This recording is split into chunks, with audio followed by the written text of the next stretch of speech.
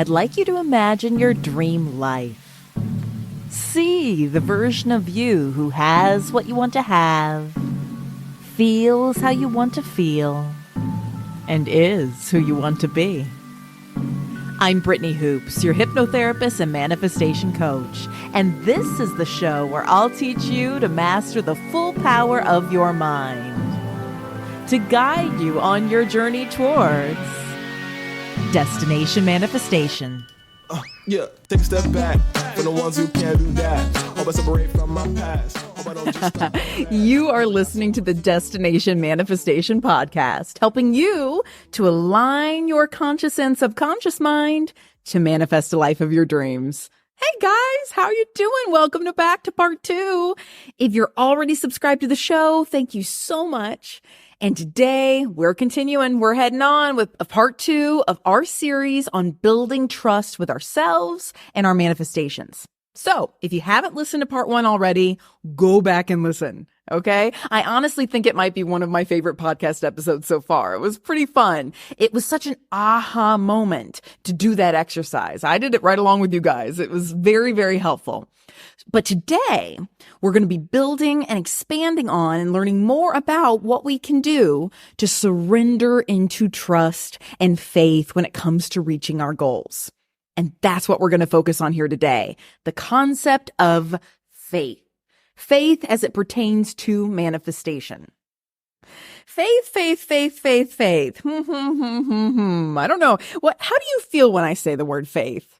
I'm really curious. DM me or something. I want to know. Faith is a tricky, very loaded term.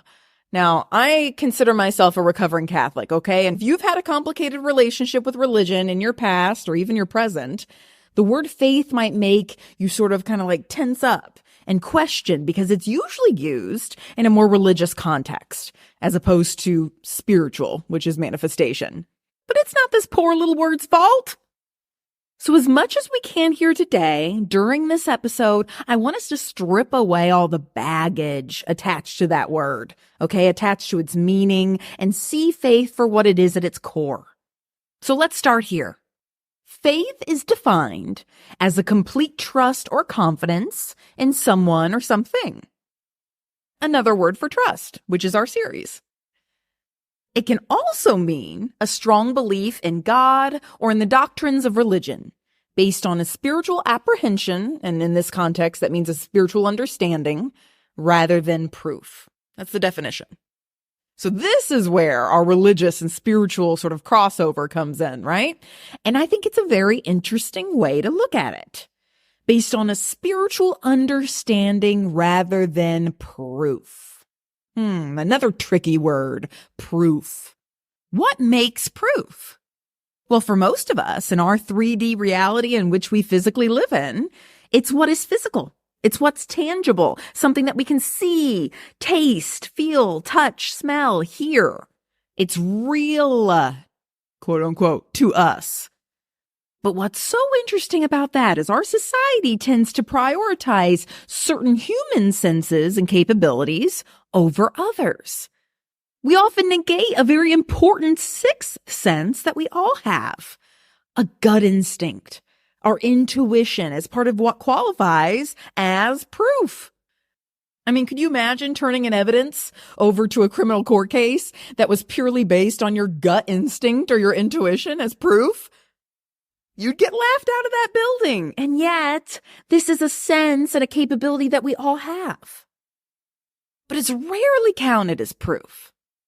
Intuition is defined as a signal that something is right or wrong based on little information. I find that definition so freaking funny. The inherent bias towards what qualifies as information as proof is rampant. Whenever we talk about intuition, it's defined as a signal that something is right or wrong. Now, first off, let me just say your intuition, if you've trained yourself to be able to listen to it fully, can tell you far more than what is just right and what is just wrong. Based on little information, meaning not based on our traditional 5 senses. I want you to picture it like this. It's almost like we have this beautiful box of 24 crayons of all different vibrant colors. And we have somehow decided to pick 5 of those crayons, 5 crayons at random. Let's say red, yellow, orange, purple, pink. And we say, these are truth. These are proof. Any other colors you see or experience are not valid. And you will be a weird spiritual woo-woo person if you take them seriously. Like what? Since when did we prioritize these 5 senses and negate our other capabilities and our other informational sources? I mean, think of it this way. Animals, beyond us humans, other animals have senses that we don't even have, like that we don't even have the capability of, like electroreception, the ability to detect different electrical fields. Dolphins and platypuses. I don't know, it sounds dirty. What's the plural of platypus? Am I even saying it right? Let's just stick with dolphins, okay? They have that ability. Or a magnetic compass sense, the ability to sense magnetic fields. Birds have this ability too. And we don't call them witches. We also don't force them to make decisions without using those capabilities or place more importance on one capability over the other. It's like, okay, if other animals use their full capabilities, but us, oh, we're not animals. We only have these certain capabilities and anything else is just falsehood, right? And so when it comes to having faith in our dreams, the dream ideal life we want to live, it's about using all our capabilities to believe in our truth and not cutting ourselves off from experiencing a life of vivid color just because some old white guys in a lab coat have decided that these 5 colors are the only ones that decide proof and truth. Although I will take that statement back. Perhaps that's not quite entirely fair. I feel like there is more and more science that's supporting our 6th and 7th, senses, our senses of intuition and spiritual connection and energy and frequency and the neuroscience and quantum physics that support manifestation. In fact, I don't really know where our societal preference for the 5 senses developed over the guidance of our intuition or our emotions. Even the Greek philosopher Plato stated that our very concept of truth, the indescribable feeling when we simply know in the pit of our stomachs that something is right, stems from intuition, and that it forms the very basis of all knowledge. Yeah. And Carl Jung defined intuition as perception via the unconscious. And this is where it starts to get real interesting, is it not? That's what I find so fascinating. And one of the reasons I believe we value our conscious senses, like our sight and our smell and our hearing and our taste and our touch, they're conscious because it's interacting with what is already physical, with our conscious awareness. They're simply in our conscious awareness, that's all. And so they're easier to recognize. But just because other knowings may be subconscious doesn't mean that A, they aren't there. Our subconscious mind is 90% of our mind. Our conscious mind is only 10%. B, that they aren't valuable, and C, that they aren't true. And that's why I love hypnosis, because hypnosis helps us develop the ability to get in touch with our subconscious awareness, to utilize our full capabilities and faculties, and to tune into intuition and to listen and learn from it. Intuition being our connection to all that is, the energy of creation in the source, as Plato calls it, of all knowledge. Here's the crazy thing, and I might have shared this before on the podcast, but it pertains to this thought. Our brains process 11 million bits of information per second. Only our conscious minds can only handle 40 to 50 bits per second. Okay, so I'm going to be generous here with my math. Let's go with 50 bits per second. You're real sharp. 50 divided by 11 million is 0.000455%. That's how much you're aware of the information around you in any moment, in any second. Yeah, that's the 5 senses for you. Really dropping the ball here, okay? So what happens to all that rest of the information that we encounter each second?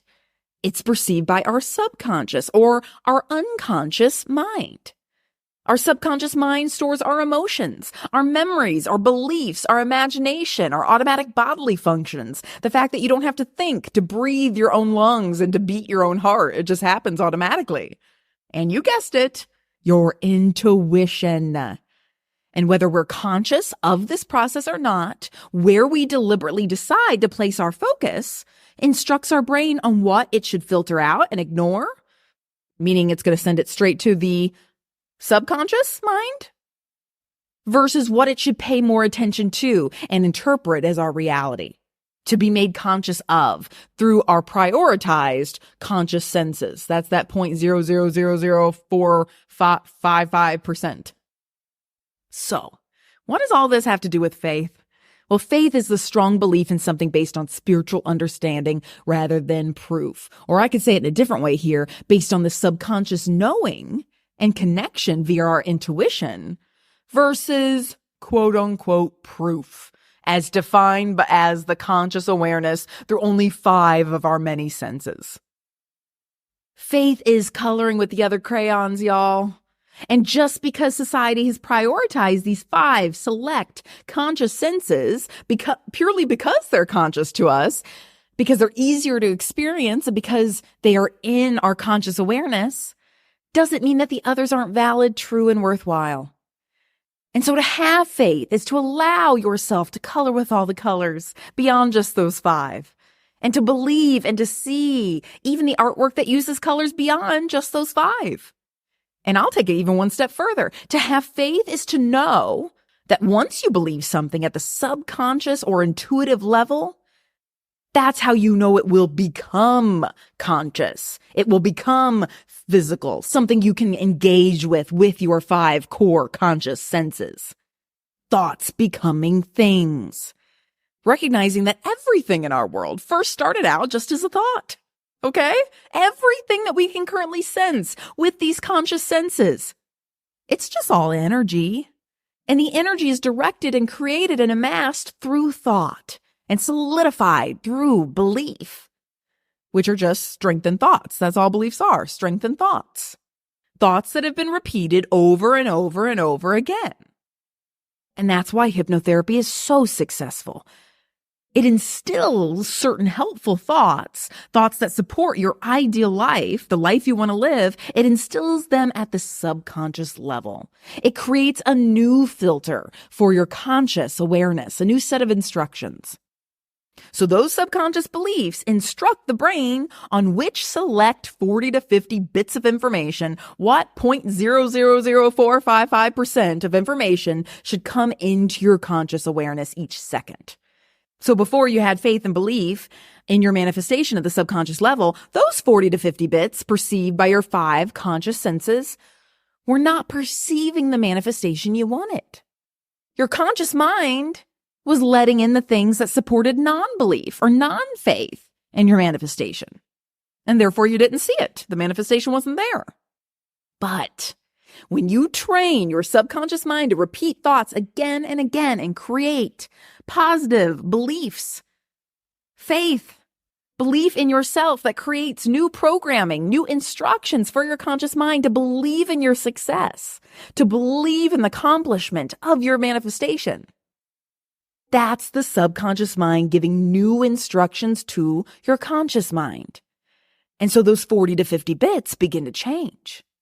You start to see new opportunities or new routes, like we talked about in part 1 of this series, that you literally couldn't see with your conscious sense of sight before. Isn't that mind-blowing? You now become consciously aware of the inspired actions you can take. Because when it's possible and you've trained your brain to see it that way, those are the filtering instructions your conscious mind is now receiving. When it seems possible in your mind, you see possibility in your life. It translates to your physical senses. You get exactly what you think. So that's why faith is so important. Faith is a strong belief in your connection to all that is. You might call it God, you might call it universe, intuition, the energy in which you have access to through your subconscious mind. based on a spiritual understanding, or we could say a subconscious understanding, rather than your current conscious mind awareness, or as the dictionary says, proof. Oh, I hate that word. So much bias is loaded in that dictionary definition because society overemphasizes that which can be detected by our conscious senses. When we prioritize the conscious senses, we prioritize the old results of our past thinking. Let me say this again. When we prioritize our conscious senses, our sight, our smell, our hearing, our touch, our taste, we prioritize the old results of our past thinking.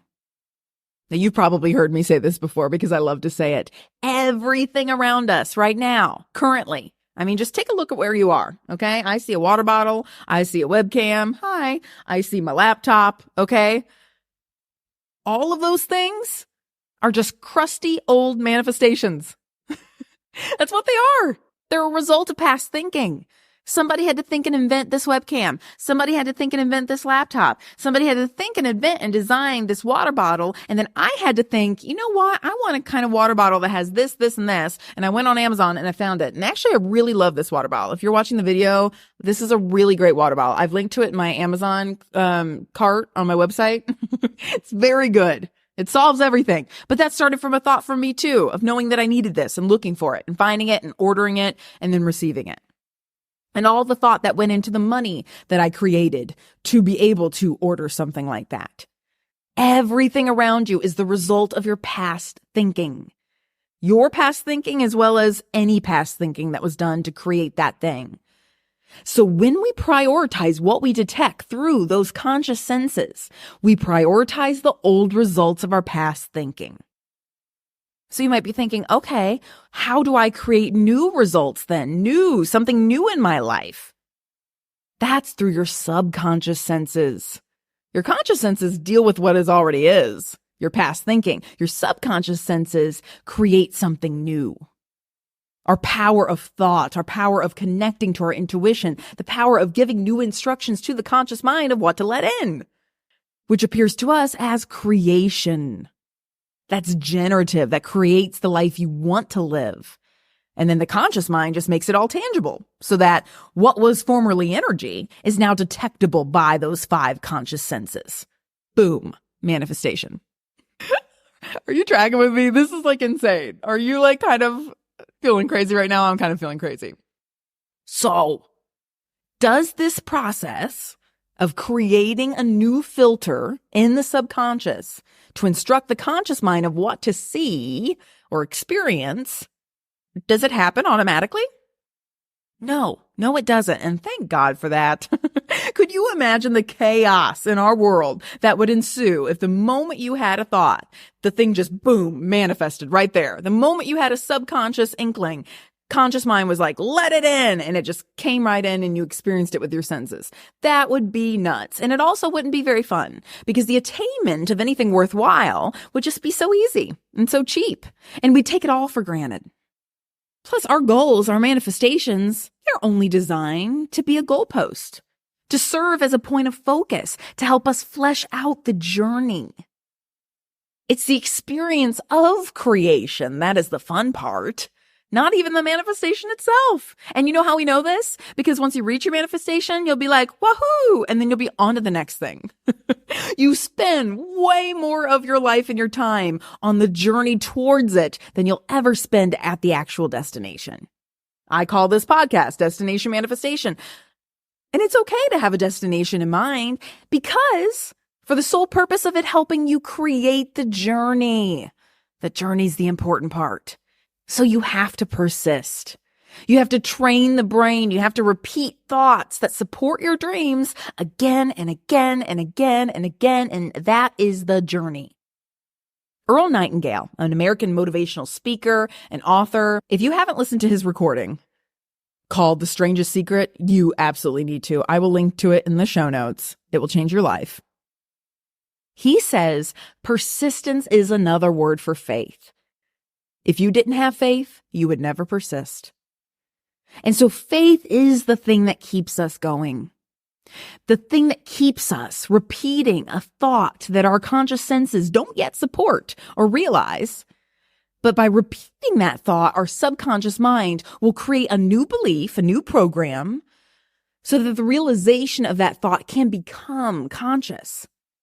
So that it can go from the 99.99999 whatever percent of the subconscious mind to the 0.000455%. That's what faith does. It's the persistence of that journey. If we didn't have faith, we wouldn't stick with the thought long enough for it to become physical. And that's why faith is so important to our manifestations. It's like putting a cake in the oven for like 2 minutes, okay? And then taking it out and wondering why it's still a gloopy mess there in your pan. Nothing is wrong with the cake. Nothing is wrong with your oven.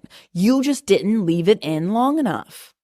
You just didn't practice and repeat again and again the heat required to cook it and transform it into a cake that you can enjoy with your sense of smell and your sense of taste and touch and sight. That's all.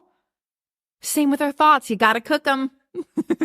You gotta leave them in the oven of your subconscious mind long enough so that their physical counterparts can become known to you. Whoa. Guys, my mind's a little blown here, and I hope yours is too, okay? If this was too much information to digest, if your mind is like, what is reality right now? Just listen to this episode again and again and again. I promise you the dots will connect. Amazing. So I just want to thank you, travelers, for joining us here today on this journey towards destination manifestation. You are so freaking incredible. I hope you know it. And if you haven't done so already, be sure to subscribe to this podcast, especially because we have one more episode left as part of our series on trust. Already have part 1. This was part 2, and part 3 will be coming up next. So go listen to that one now. And one other thing I want you to do after listening to this episode is this. If you feel that your faith, your trust, or your ability to consistently think thoughts that support the conscious awareness of your goals and manifestations, if that is proven to be hard for you, because I'm not going to lie, if it was easy, we would all be millionaires, right? But if you are serious about making big, transformational, positive changes in your life, book a one-on-one hypnotherapy and coaching session. I'm not kidding. When we talk about brain training, when we talk about the repetition at the subconscious level, these are the tools that help us do that. Most of us just live consciously with no way to actively influence or utilize our subconscious mind. So if you want to create your life more deliberately, check out the show notes for the link to learn more about my hypnotherapy and coaching process and to book a virtual one-on-one session today. You can also go to BrittanyHoopes.com and learn more. Okay, let's freaking go. Let's get started. Let's train your brain. And one last thing, like I promised, during this series, I have been highlighting some amazing listeners for the show who have recently left reviews for the podcast. So today, I want to thank a very special listener, Dylan N.R., for saying, phenomenal podcast. I followed Brittany during her Big Brother journey and was ecstatic to see she released this podcast. I would recommend it to anyone who is interested or looking into building their confidence and learning how to properly manifest the things you want out of life. Take control of your thoughts and create your future. Yes, Dylan knows how it works. I added that part. He didn't say that. Perfect for listening to my drives to work. Well, thank you, Dylan. I hope this episode got you thinking on your way to work, and I hope you and so many others have a fantastic day, okay? All music for this podcast is by A Cubed. And remember, the proof you've manifested your dream life is when your new positive subconscious thoughts are repeated enough to become physical and interpreted by your physical conscious senses. So let's get to training. I'll catch you next time.